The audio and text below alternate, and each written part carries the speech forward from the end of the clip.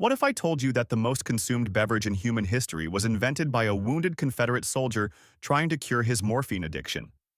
That it was sold for a nickel a glass at an Atlanta pharmacy in 1886 and mixed with carbonated water by accident? That the man who invented it died 2 years later, poor and still addicted, having sold the entire formula for $300?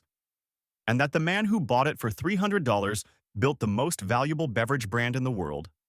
Georgia, the Empire State of the South, the oldest English-speaking colony in North America after Virginia, a state where red clay and pine forests and coastal marshes and Blue Ridge Mountains all exist within the same border, and where the food reflects every one of those landscapes. It is May 8, 1886. Dr. John Stith Pemberton is 54 years old, a pharmacist, a former Confederate Army colonel, and a morphine addict. He was wounded at the Battle of Columbus during the Civil War. The wound never healed properly. The morphine he took for the pain became its own problem. For 20 years, he has been trying to find something, anything, that will let him stop. He carries a jug of brown syrup down the street from his laboratory to Jacob's Pharmacy on the corner of Marietta and Peachtree Streets in downtown Atlanta. The syrup is his latest attempt. Coca leaves from South America, cola nuts from Africa, oils, sugar, citric acid. He has been marketing a version of it as French wine coca, a nerve tonic. But Atlanta has just passed prohibition legislation, and he has removed the alcohol. What remains is the syrup. Willis Venable, the soda fountain operator at Jacob's, mixes the syrup with water to make a sample. But Venable reaches for the wrong tap. He mixes it with carbonated water instead of still water, reportedly by accident. The result fizzes. It is sampled. It is pronounced excellent. It is placed on sale for 5 cents a glass. Pemberton's bookkeeper, Frank Robinson, suggests the name. The 2 C's would look well in advertising, he says. He writes the name in his Spencerian script. That script, those 2 words in that exact handwriting, is still the logo today.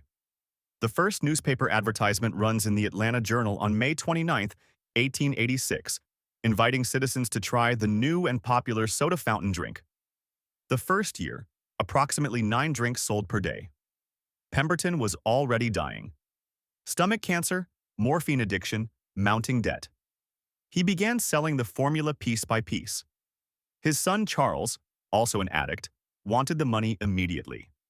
In 1888, just before his death on August 16th, Pemberton sold his remaining interest to Atlanta pharmacist Asa Griggs Candler for $300. Candler removed the medicinal rhetoric. He marketed Coca-Cola as a soda fountain treat. He gave away free sample coupons by the thousands, one of the first mass coupon campaigns in American history. He built the company that would become the most recognized brand on earth. Coca-Cola is now sold in more than 200 countries. More than 1.9 billion servings are consumed every day. The World of Coca-Cola Museum in Atlanta receives over 1 million visitors per year. The formula, still a secret, still locked in a vault, was invented by a man who died poor, addicted, and unaware of what he had made. He sold the world's most valuable beverage trademark for $300. In 1931, a farmer named Mose Coleman was growing onions outside the town of Vidalia in southeastern Georgia. He expected them to be sharp and pungent. That is what onions are.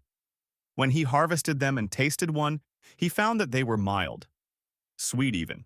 Almost no bite. He did not know why. He thought something had gone wrong. He sold them anyway, at 3.5 cents a pound, which was a low price even for 1931. People bought them. People came back. People started asking specifically for the onions from Vidalia. What Coleman had stumbled onto was a geological accident.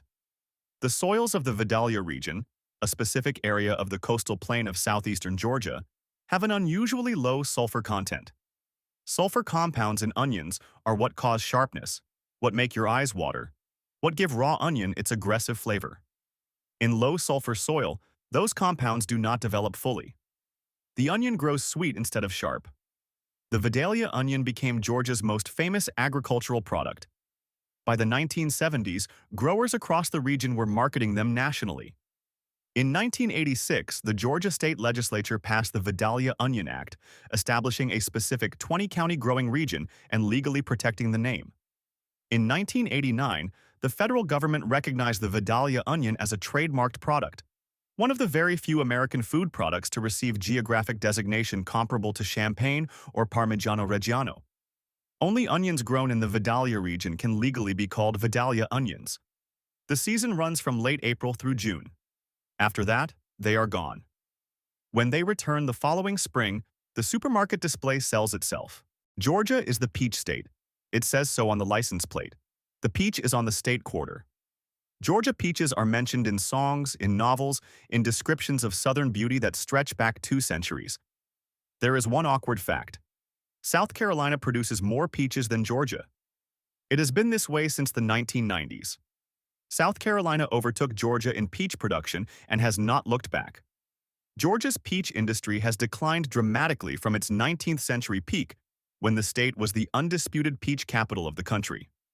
Today, California produces the most peaches. South Carolina produces the second most.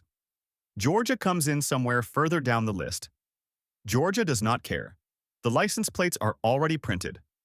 What Georgia has, what has never been taken, is the specific character of the Georgia peach at its best. The white-fleshed varieties, particularly the Alberta peach, developed in Georgia in the 1870s by Samuel Rumpf of Marshallville.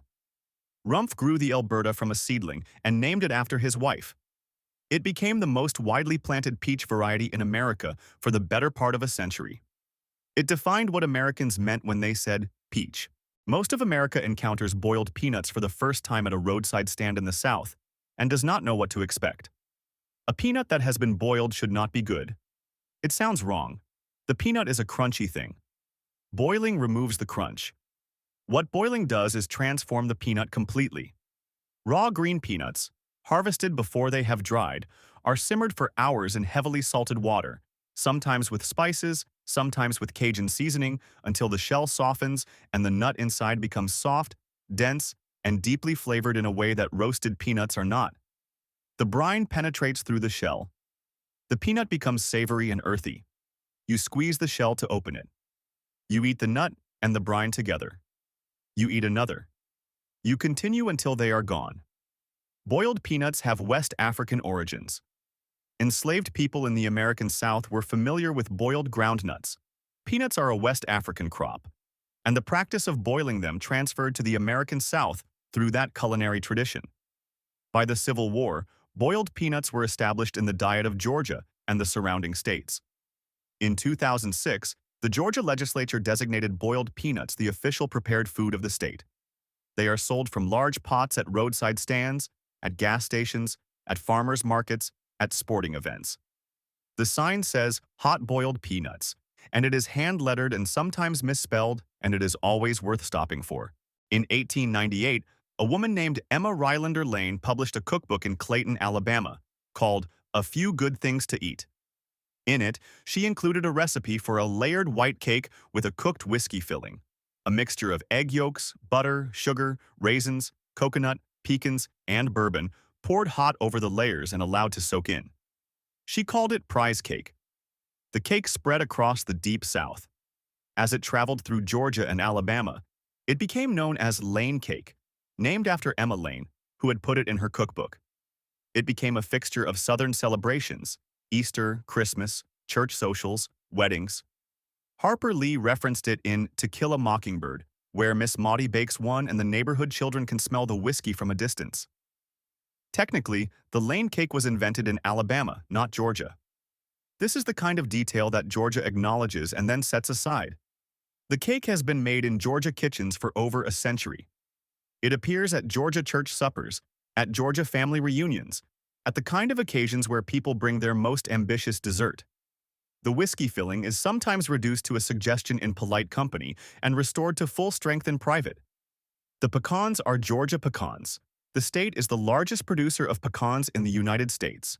This is the dessert that Georgia, and the entire American South, has been making at every church supper, every family reunion, and every potluck since the 1950s. It requires no introduction in the South. It requires a brief one everywhere else. Banana pudding is layers of vanilla wafers, sliced bananas, and vanilla custard, assembled in a large dish and topped with whipped cream or meringue. The wafers soften as the dish sits, absorbing the custard, becoming something between a cookie and a layer of cake. The banana and the vanilla and the slight chew of the softened wafer create a combination that is straightforward and entirely effective. The dish gained its current form in 1921, when Nabisco began printing the recipe on boxes of their Nilla wafers, a recipe developed specifically to sell the wafer product. It worked beyond what Nabisco anticipated. Banana pudding became a standard of Southern cooking to a degree that a recipe printed on a cookie box almost never achieves. The Nilla wafer banana pudding became the version. Other versions exist. The Nilla wafer version is the one that Georgia makes. At Biddy Reich's Grill in Macon. At Deacon Burton's Super Bowl in Atlanta. At family kitchens across the state where the dish comes out of the refrigerator on Sunday afternoons and is gone before dinner is officially over. The dish is humble. When the peach season comes in late May and runs through August, Georgia makes ice cream. Georgia peach ice cream is not a brand.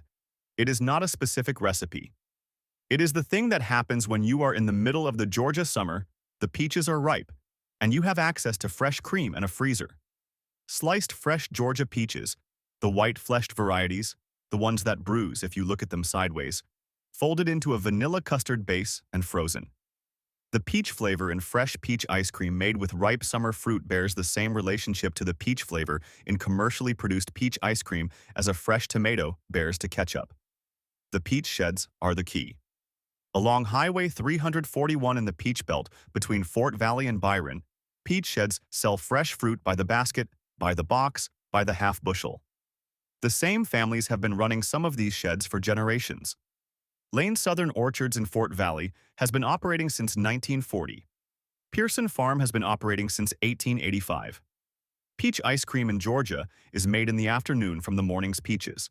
In the low country of southern Georgia, in the farmhouse kitchens of Tifton and Valdosta and Waycross, chicken and dumplings is not a recipe. It is a reflex. A whole chicken simmered in water with onion, celery, and bay leaf until the meat falls from the bone. The broth thickened with flour. The chicken shredded and returned to the pot. Then the dumplings. Flat strips of dough cut from a simple mixture of flour, fat, and buttermilk, dropped into the simmering broth, where they swell and cook through in minutes, absorbing the broth and becoming something thick and substantial that turns what was soup into a meal. The flat dumpling, not the round ball dumpling of other traditions, but the flat, irregular torn strip, is the Georgia method. It is also the Appalachian method and the Alabama method, and the method that spread across the South from the colonial kitchen tradition that West African, indigenous, and European cooking produced together in the Low Country. Georgia chicken and dumplings is the food you make when someone is sick and needs feeding, when someone has come home from far away and needs comfort, when the weather has turned cold and you have a whole chicken in a few hours. It requires no special equipment. In Savannah, Georgia, there is a candy that is different from the praline everywhere else. The New Orleans praline, the one most Americans know, is a soft fudge-like disc of pecans in cream and brown sugar, flat and yielding. The French praline, the origin, is a hard candy of caramelized almonds. The Savannah praline occupies a specific middle ground, a candy made from Georgia pecans, sugar, cream, and butter, cooked to a precise temperature and dropped onto a sheet to cool, resulting in something less soft than New Orleans and less hard than France. A crystalline, creamy, intensely sweet pecan candy that shatters slightly at the edge and yields at the center. Savannah's candy tradition is as old as the city itself. The River Street Sweets Candy Shop has been making pralines on River Street in Savannah since 1973, cooking them on copper kettles in the storefront window, giving samples to passers-by. The smell reaches the street. The samples close the sale. It has worked for 50 years. Georgia pecans, the state produces more than any other, give the Savannah praline its specific character. The nuts are large, buttery, and rich in a way that almonds and walnuts are not.